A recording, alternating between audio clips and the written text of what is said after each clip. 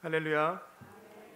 40일 동안의 사순절 갈보리 기도회를 통하여 예수님의 십자가 고난과 죽음을 묵상하시고 주님의 크신 은혜와 사랑을 기억하고 경험하고 기대하는 광림의 건속들이 되시기를 주님의 이름으로 축원합니다.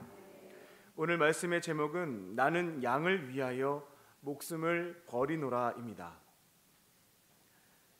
사도 요한은 요한복음 20장 31절에서 요한복음의 기록 목적에 대해서 이렇게 밝히고 있습니다.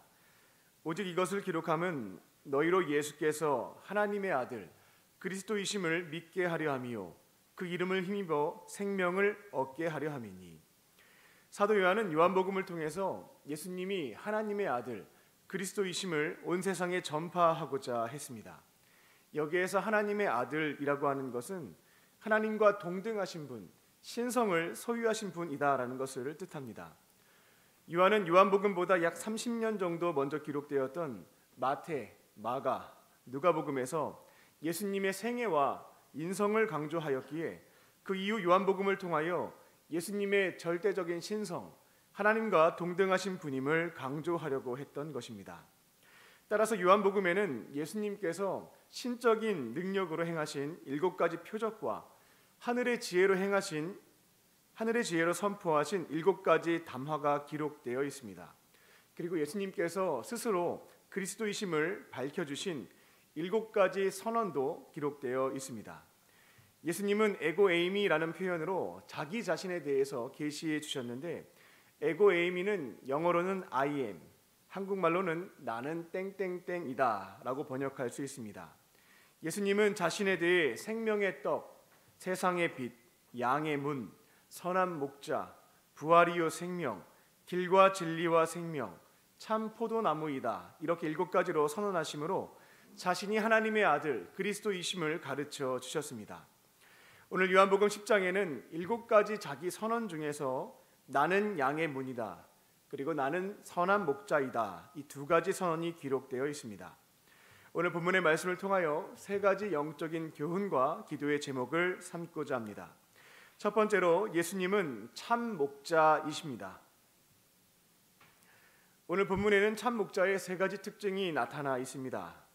먼저 참 목자는 양들의 이름을 기억하고 불러줍니다. 3절 하반절입니다. 문지기는 그를 위하여 문을 열고 양은 그의 음성을 듣나니 그가 자기 양의 이름을 각각 불러 인도하여 내느니라. 그 당시 양을 목축하는 사람들은 약 300마리 이상의 양들을 목축했다라고 합니다.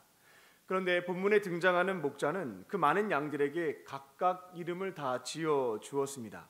그리고 그 이름을 까먹지 않고 기억하고 불러주고 있습니다. 이는 목자가 양들에 대해서 개별적으로 소중하게 여기고 사랑하고 있음을 나타내 줍니다. 여기에서 소개되는 목자는 예수님을 상징합니다. 따라서 우리 예수님은 현재 전 세계에 약 26억 명 정도의 그리스도인들이 있습니다만 모든 그리스도인들을 그 이름을 개별적으로 다 알고 계신다라고 하는 것을 알 수가 있겠습니다. 즉 예수님은 우리 각 사람을 너무나 잘 알고 계시고 소중하게 여기신다라는 것을 발견할 수가 있습니다. 그리고 참 목자는 양들을 푸른 풀밭 쉴만한 물가로 인도합니다. 참 목자는 아침이 밝아오게 되면 밤새도록 우리에 갇혀 있었던 양들을 이름을 불러서 하나씩 꺼내어냅니다.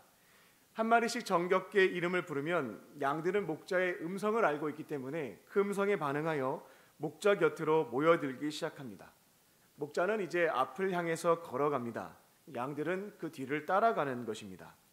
양들은 목자의 음성을 듣고 따라가 보니 결국 푸른 풀밭과 쉴만한 물가에 도착할 수 있었고 거기에서 은혜를 누릴 수가 있었습니다. 참 목자이신 예수님은 우리와 늘 함께하면서 푸른 풀밭과 쉴만한 물가로 인도하여 주시는 분이십니다. 그렇다면 우리가 예수님의 은혜 안에 살아가기 위해서 노력해야 되는 것은 딱 하나밖에 없구나라고 하는 점도 깨닫게 됩니다. 내 곁에 계신 예수님의 음성을 듣는 노력만 하면 쉴만한 물가와 푸른 풀밭에서 우리가 은혜 안에 살아갈 수 있구나라는 것을 알 수가 있습니다. 그렇게 목자의 음성을 잘 듣고 순종하는 노력을 하게 되면 예수님은 사람과 환경과 또 기도와 말씀을 통해서 우리에게 주시는 그 음성을 따라가게 되면 예수님께서 예배해 놓으신 풍성한 은혜 안에서 살아가게 될 줄로 믿습니다. 그리고 참목자의 마지막 특징은 양들과 친밀한 교제를 나누는 것입니다. 14절을 보게 되면 참목자는 자기 양을 다 알고 양도 자기에 대해서 알고 있다라고 표현해 있습니다. 여기에서 안다라고 하는 것은 헬라어로는 기노스코, 히브리어는 야다를 사용합니다. 이건 지식과 정보로 아는 것이 아니라 교제를 통해서, 경험을 통해서 알 때 이와 같은 단어를 사용합니다. 따라서 우리는 참 목자이신 예수님과 그분을 지식과 정보로 아는 것이 아니라 인격적인 교제를 통해, 경험을 통해서 배울 수 있구나, 알아갈 수 있구나라고 하는 점을 알게 됩니다. 다른 종교에서는 상상을 못할 일입니다. 내가 믿고 있는 신을 내 안에 모시고 인격적인 교제를 나눌 수 있다라고 하는 것은 이 기독교만의 독특성이라고 할 수가 있겠습니다. 우리는 예수님의 은혜로 날마다 그분을 내 안에 모시고 인격적인 교제, 친밀한 사귐을 얻을 수가 있습니다. 근데 이 내용을 알고는 있지만 늘 어려운 것은 어떻게 눈에 보이지 않는 예수님과 사귐을 가질 수 있는가 하는 부분에 있습니다. 이는 매우 쉽고 간단합니다. 내 안에 계신 예수님과 사귐을 갖는 방법은 은총의 수단들을 활용하시면 되겠습니다. 전통적인 은총의 수단에는 성경, 기도가 있습니다만 이를 조금 더 구체적으로 말씀을 드리자면 말씀을 묵상하는 것과 대화하는 기도를 통해서 예수님과 참 목자이신 예수님과 사귐을 얻을 수가 있겠습니다. 성경을 읽을 때 목표량을 읽고 끝내는 것이 아니라 성령님께서 주목하게 하시는 말씀을 가지고 깊이 묵상을 해보는 겁니다. 이 말씀을 왜 주셨을까? 이 말씀의 의미는 무엇일까? 어떻게 내 삶에 적용할 수 있을까? 묵상을 하다 보면 내 안에 계신 예수님과 친밀한 교제를 나눌 수가 있습니다. 예수님도 알게 되고 사귐도 가질 수가 있습니다. 기도할 때도 마찬가지입니다. 기도할 때 내가 하고 싶은 말을 일방적으로 독백으로 끝내지 않고 나에게 발생한 문제와 현재의 심정에 대해서 말씀을 드립니다. 그리고 잠시 시간을 갖고 기다리다 보면 주님께서 생각나게 하시는 말씀들이 있고 눈을 감고 기다려 보면 보여주시는 장면이 있을 때도 있습니다. 그렇게 주시는 응답을 가지고 묵상을 시작하게 되면 위로와 소망을 채워주실 때도 있고 힘과 용기를 주실 때도 있습니다. 그렇게 주님과 사귐을 갖고 예수님을 배울 수 있는 시간을 얻을 수가 있습니다. 참 목자이신 예수님께서 각 사람을 소중하게 여기신다는 것을 믿으시고 그분의 음성에 귀 기울이실 줄로 믿습니다. 그리고 말씀 묵상과 대화하는 기도를 통해서 인격적인 교제를 나누시고 크신 은혜 안에 살아가는 저와 여러분 되시기를 주님의 이름으로 축원합니다. 두 번째로 예수님은 구원의 문이십니다. 요한복음 9장 마지막 단락에서 예수님은 자신을 거부하는 유대 종교 지도자인 바리새인들을 향해서 당신들은 영적인 소경입니다 라고 말씀을 하셨습니다. 그리고 이제 10장에서 양과 목자의 비유를 통해서 바리새인들은 사람들을 영원한 생명과 풍성한 삶으로 인도하는 선한 목자가 아니라 강도와 삭군에 불과하다라고 경고하십니다. 그리고 자신만이 양들을 위해서 자기 목숨을 바치는 선한 목자이심을 말씀해 주십니다.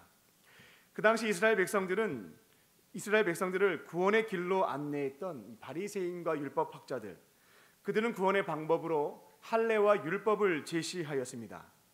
유대인들은 구원을 얻기 위해서 또 영원한 생명을 얻고자 유대인 남자들은 태어난 지 8일째 되는 날에 할례를 받았고 토라에 기록되어 있었던 613개의 율법을 열심히 배우고 지켰습니다. 그런데 예수님은 그들이 제안하고 있는 가르침과 방법이 잘못되었다라고 선포하신 겁니다. 8절 상반절입니다. 나보다 먼저 온 자는 다 절도요 강도니. 자기 앞서서 구원의 길을 제시하고 있는 바리새인들은 절도요 강도다라고 하는 것입니다. 마태복음 23장을 보게 되면 예수님은 그들은 바다와 육지를 두루 다니며 사람들을 잘못 안내하여 지옥 자식을 만들고 있다라고까지도 말씀을 하셨습니다. 즉 구원의 길을 잘못 제시하고 있다라는 점을 강력하게 규탄하신 겁니다. 예수님은 양들이 영원한 생명을 얻으려면 할례와 율법의 문이 아닌 우리의 길과 진리와 생명 되시는 예수 그리스도의 문을 통과해야 한다고 말씀하십니다. 9절입니다. 내가 문이니 누구든지 나로 말미암아 들어가면 구원을 받고 또는 들어가며 나오며 꼴을 얻으리라. 그렇다면 예수님은 어떠한 양들에게 이 구원의 문을 활짝 열어주실까요? 그 기준은 율법의 행위가 아니라 예수님을 나의 구원자, 나의 주님으로 믿는 그 믿음이 있는 자들에게 구원의 문을 활짝 열어주십니다. 우리를 구원하시기 위하여 이 땅에 성육신 하셨으며 우리의 죄를 대속하시기 위하여 십자가에 달려 죽으시고 부활하신 예수님을 나의 구원자, 내 삶의 주인으로 믿고 내 마음의 문 밖에 서서 기다리고 계시는 예수님을 문을 활짝 열고 영접한 자들에게는 구원을 허락해 주십니다. 영원한 생명을 선물로 주시는 겁니다. 그리고 9절 하반절을 보게 되면 영원한 생명뿐만 아니라 이 땅에 사는 동안 꼴을 먹여주시겠다라고 약속하십니다. 여기에서 꼴이라고 하는 것은 목초, 목장이란 뜻을 가지고 있습니다. 이처럼 예수님을 믿는 자들에게 영원한 생명뿐만 아니라 이 땅에 사는 동안 풍성한 삶, 지금 우리로 표현하자면 행복한 삶을 주시겠다라고 약속하신 겁니다. 하지만 아무리 도덕적으로 살고 있고 선한 일에 힘쓰고 있고 종교 생활에 성실하게 참여한다 할지라도 십자가 복음을 진리로 여기지 않고 우습게 생각합니다. 믿지 않고 거절합니다. 우리를 구원하시기 위하여 십자가에 달려 죽으시고 부활하신 예수님을 인정하지 않고 마음의 문을 열지 않고 영접하지 않습니다. 헛된 우상을 의지하며 하나님께서 가장 소중하게 여기시는 사람들에게 아픔과 상처를 주는 죄를 범합니다. 이런 경우에 예수님은 구원의 문을 열어주시지 않습니다. 그들에게는 안타깝지만 구원의 문 대신 지옥의 문만이 열려 있을 뿐입니다. 십자가 복음을 진리로 믿고 예수님을 나의 구원자, 나의 주님으로 영접하심으로 영원한 생명과 풍성한 삶, 행복한 삶을 살아가는 저와 여러분 되시기를 주님의 이름으로 축원합니다. 끝으로 예수님은 선한 목자이십니다. 본문에서 선한 목자에게는 세 가지 특징이 있다라고 하는 것을 볼 수 있습니다. 먼저는 양들을 위해서 자신을 희생합니다. 선한 목자는 자신의 어떤 성공을 위해서 양을 수단으로 사용하지 않습니다. 오히려 양을 살리기 위해서 자신을 희생하는 또 목숨을 바치는 것을 볼 수가 있습니다. 11절에 목숨을 버린다라고 말씀하셨을 때 그 원어를 보면 아우투가 들어있는 것을 볼 수 있는데 그것은 기꺼이 자발적으로라는 뜻을 갖고 있습니다. 즉 목자는 양을 살리기 위해서 억지로 하는 것이 아니라 자발적으로 그 목숨을 포기한다라는 것입니다. 사랑하기 때문에 능동적으로 자신을 희생하는 것입니다. 예수님은 양들을 구원하시기 위해서 자발적으로 낮고 천한 이 땅에 오셨고 힘겹게 살고 있는 자들에게 섬김을 받지 않고 오히려 종이 되어서 그들을 섬겨주셨습니다. 그리고 종국에는 우리에게 영원한 생명과 이 풍성한 삶을 주시기 위하여 우리가 받아야 하는 죄의 형벌과 지옥의 저주를 십자가에서 대신 받아 주셨습니다. 자기를 희생하고 생명을 바치셨습니다. 인류 역사상 위대한 선인들과 종교의 창시자들이 있습니다만 죄인들을 위해서 자기 목숨을 바친 경우는 유례를 찾아볼 수가 없습니다. 오직 선한 목자이신 예수님만이 죄인들을 구원하시기 위해서 자신의 생명까지 아낌없이 바치신 겁니다. 반면에 사꾼과 도둑과 강도들은 자기 유익을 위해서 양들을 희생시키는 것을 볼 수가 있습니다. 자신의 배를 불리기 위해서 백성들에게 무거운 짐을 지우되 자기 손가락은 하나도 움직이지 않는 것입니다. 선한 목자의 두 번째 특징은 위기가 발생했을 때 도망치지 않는다는 것입니다. 위기가 발생했을 때 자기 살기 위해서 양을 버리고 달아나지 않는다는 겁니다. 이리가 나타나게 되면 자기 혼자 생명을 부지하기 위해서 양들을 버리고 도망가지 않습니다. 이를 통해서 지금 우리 곁에 있는 목자가 참 목자인지 아니면 사꾼인지 우리는 분별해 볼 수가 있겠습니다. 이리가 나타나게 되었을 때, 즉 큰 문제가 발생하게 되었을 때 양을 버리고 가는지 아니면 양을 지키기 위해서 자신을 희생하는지에 따라서 참 목자인지 사꾼인지를 분별해 볼 수가 있겠습니다. 선한 목자이신 예수님은 제자들이 갈릴리 바닷가에서 풍랑을 맞아 죽을 위기에 처하게 되었을 때 그 시간이 한 새벽 3시에서 5시쯤 되었습니다. 위험한 현장으로 직접 찾아가셨습니다. 그리고 풍랑 속에서 그들을 건져내어 주셨습니다. 선한 목자의 세 번째 특징은 우리 안에 있는 양들을 돌보지 않고 우리 밖에 있는 양들도 돌본다는 점에 있습니다. 16절입니다. 또 이 우리에 들지 아니한 다른 양들이 내게 있어 내가 인도하여야 할 터이고. 예수님은 처음에는 이스라엘의 잃어버린 양들을 위해서, 즉 우리 안에 있는 양들을 구원하시고자 이스라엘에서 활동하셨습니다만 이후에는 사마리아와 이방 지역에서도 복음을 전하셨습니다. 그리고 제자들에게 예루살렘과 유다와 사마리아와 땅끝까지 이르러 복음을 전파해라, 모든 민족에게 복음을 전할 것을 명령하셨습니다. 이처럼 선한 목자는 우리 안에 머물고 있는 양들만 돌보지 않습니다. 우리 밖에 있는 자들에게 찾아가서 돌보는 특징이 있습니다. 이곳에 계신 저와 여러분은 선한 목자이신 예수님의 제자들입니다. 제자라고 하는 것은 스승님이 하셨던 것을 대신하는 사람들을 뜻합니다. 그리고 가르쳐 주셨던 것들을 다른 사람에게 본을 보임으로 전수하는 사람들을 의미합니다. 우리도 각자에게 맡겨주신 가정과 또 교회와 일터에서 선한 목자이신 예수님께서 걸어가셨던 그 발자취를 따라가실 줄로 믿습니다. 내게 맡겨주신 양들을 나의 유익과 성공의 도구로 사용하지 않는 겁니다. 하나님께서 맡겨주신 일정한 기간 동안 맡겨주신 우리 자녀들을 내 욕망의 도구로 사용하는 경우들이 있습니다. 그렇지 않고 하나님께서 선물로 주신 재능과 은사를 발견하고 개발하게 하여 하나님의 영광을 위해 살아갈 수 있도록 섬깁니다. 직장에서 동료와 부하 직원들을 자신의 영달을 위한 수단으로 사용하지 않습니다. 오히려 그들이 자기에게 주어진 자리에서 역할과 사명을 다할 수 있도록 정성을 다해서 섬기는 겁니다. 그리고 위기가 발생했을 때 회피하지 않습니다. 가정과 교회와 일터에서 어려운 문제가 발생하게 되면 도망가지 않는 겁니다. 하나님께서 그 문제를 해결하고자 나를 이곳에 보내셨음을 믿으며 내게 능력 주시는 자에게 도우심을 구하며 위기사항을 해결하는 일에 헌신하는 겁니다. 마지막으로 가정과 교회와 일터에서 이미 구원받은 양들이 있고 또 구원받지 못한 양들, 우리 밖에 있는 양들이 있습니다. 예수님의 제자로서 우리 밖에 있는 양들을 긍휼히 여기고 또 십자가 복음을 전파함으로 한 영혼을 건져내어 살리실 줄로 믿습니다.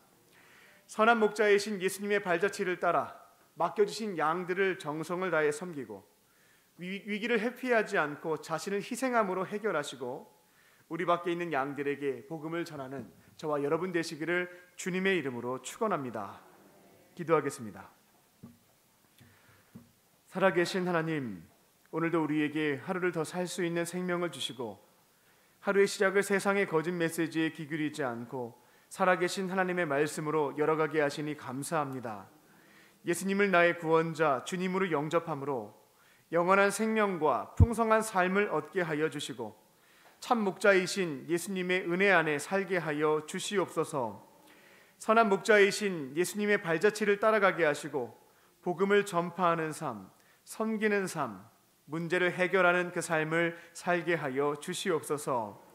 오늘 주님께서 베풀어 주신 은혜와 사랑을 기억하며 마음과 뜻과 정성을 다하여 예물을 드린 손길들이 있습니다. 간절한 마음의 소원을 담아 11조와 감사헌금 1,000번대로 주 앞에 예물을 올려드리오니 기도에 응답하여 주시고 하늘의 신령한 복과 땅의 기름진 복으로 충만하게 채워 주시옵소서.